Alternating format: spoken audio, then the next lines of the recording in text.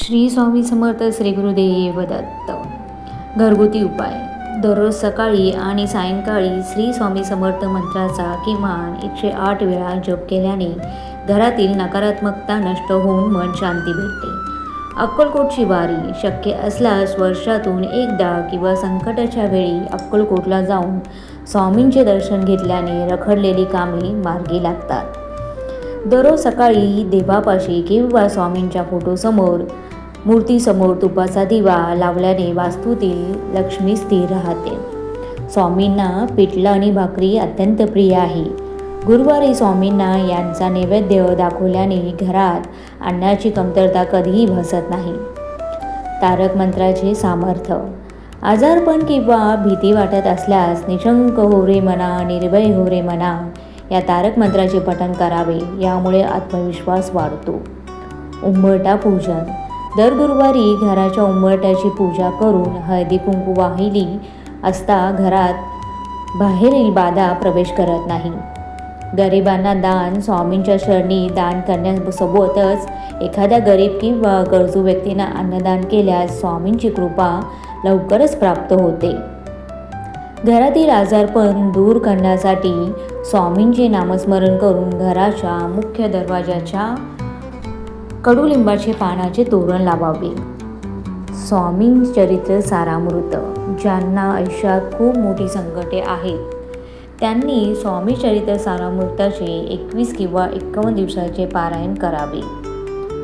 प्रवासात किंवा कोणत्याही ठिकाणी प्रसंगी मनातल्या मनात स्वामी समर्थ नामाचा जप केल्यास अद्भुत शक्ती आपल्या पाठीशी उभी आहे असा भास होतो. पांढरी फुले. स्वामींना पांढरी फुले अर्पण केल्याने मानसिक तणाव कमी होतो आणि बुद्धी सात्विक बनते. स्वामींच्या पादुकांना किंवा फोटोंना, मूर्तीला हिना किंवा चंदनाचे अत्तर लावल्याने सौभाग्य आणि समृद्धी वाढते. गुरुवारचे उपवास. सलग 21 किंवा 11 गुरुवार स्वामींचे व्रत केल्याने मनातील इच्छा पूर्ण होते. इच्छित कार्य सिद्धीस जाते. जो स्वामीचा अनुभव आहे तो स्वामींच्या लीला आणि अनुभव इतरांना सांगितल्याने आपल्यावरील स्वामींची कृपा अधिक दृढ होते.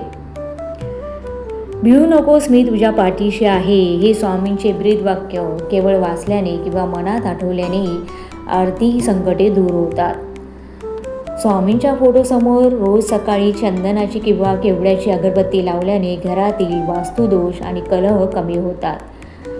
घरात स्वामींच्या पादुका असतील तर दररोज त्याच्यावर अभिषेक करून ते तीर्थप्राशन केल्याने आरोग्य सुधारते.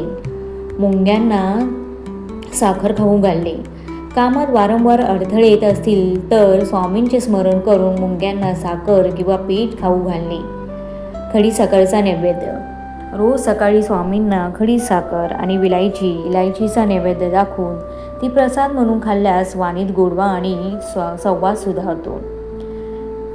पिंपळाच्या झाडाला पाणी. गुरुवारी पिंपळाच्या झाडाला पाणी अर्पण करून स्वामी समर्थ मंत्राचे जप केल्याने पितृदोष दूर होतात किंवा शांत होतात. मंगळवारी. ज्यांना घराचे स्वप्न पूर्ण करायचे आहे त्यांनी स्वामींना गूळ आणि फुटाणे डाळीचा नैवेद्य अर्पण करा. श्री स्वामी समर्थ.